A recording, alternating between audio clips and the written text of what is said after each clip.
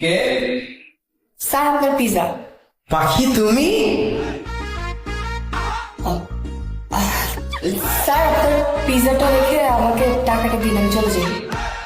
এই পিজাটা তো মনে হইতেছে আমি অর্ডার করিনি, এটা তো মনে হয় আমার বড় ভাই অর্ডার করছে। আপনি আসেন, ভিতরে আসেন, একটু বসেন, গল্প টল্প করি, এর ভিতরে আমার বড় ভাই চলে আসবে। না না না, থাক, সমস্যা নেই। কি খেলা দেখাইলি রে পাখি, শিখলাম। যখন তোর পাংখা গজাইছিল কত জায়গায় উঠছিলি, আর এখন মাইনসের বাসায় উইরা উইরা খাউন ডেলিভারি করস। কত বুঝাইছিলাম তরে যাইস না পাখি, হাত ধরছিলাম, পাও ধরছিলাম, কইছিলাম তোরা ছেড়ে কেমনে থাকুন। আজকে দেখ পরিস্থিতি তরে কই লয়ে গেছে, তুই খালি উড়োস আর মানুষ তরে উড়ায়। আহারে পাখি।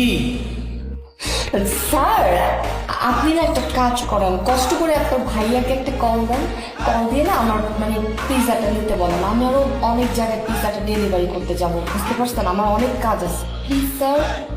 আরে আপা এত অস্থির হইলে হইব? আপনারা তো আমি কইলাম ভিতরে আসেন, একটু বসেন, গল্প করি। বড় ভাই বাইরে গেছে, এটা তো আমি অর্ডার দিইনি, বড় ভাই অর্ডার দিই। এত জিনিসটা দেখা নিতে হইব। আহারে পাখি, একটা সময় আসছিল তোর লয়া নর্মাল রেস্টুরেন্টে গেলে যদি কইতাম পিজা খাও, চিত্তা যেতিগা কইতি 5 স্টার হোটেল ছাড়া তুই পিজা খাস না। আর এখন কি সময় আইলো, নর্মাল রেস্টুরেন্টের সামনে পিজা রেডি হওয়ার লেগে তুই দাঁড়ায় থাকস। ওই পিজা রেডি হইলে তারপর মানুষের বাসায় যে ডেলিভারি করস।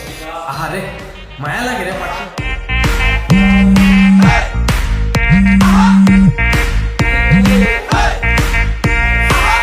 হ্যালো, হ্যাঁ বন্ধু ক, কি কস? তোর বাসা মাইয়া ডেলিভারি ম্যান আইছে? ও বুঝছি বুঝছি বুঝছি, কি নাম আছিল আমার? পাখি? কি কস? ওটা দিয়ে আমার এক্স এর নাম। হ্যাঁ আমার এক্সই আছিল। আরে মায়া লাগে রে অনেকা। আমার লগে যখন রিলেশন করতো তখন তো মায়াটা ভালোই আছিল, কত বুঝাইছিলাম যাইস না পাখি, আমি একদিন ঠিকই সফল হব। কিন্তু আমার হাত হয়ে গেছে। আজকে দেখ এই যে কত বড় একটা ফ্ল্যাটের মালিক, আইফোন চালাই 14 প্রো ম্যাক্স, মাসে ইনকাম 10 লাখ টাকা। এই সফল বলারে থুইয়া বাক্সে মফিজের লগে। এই মফিজ নাকি এখন প্রতিদিন রাইতে পিডায় আর পিজা ডেলিভারি করে বলে সংসার চালায়। ওই পাখি, আহা। ঠিক আছে বন্ধু, রাখ, পরে কথা বলি। স্যার আপনার বক বক শোনার মতো না সময় আমার একদম নেই, আপনি একটু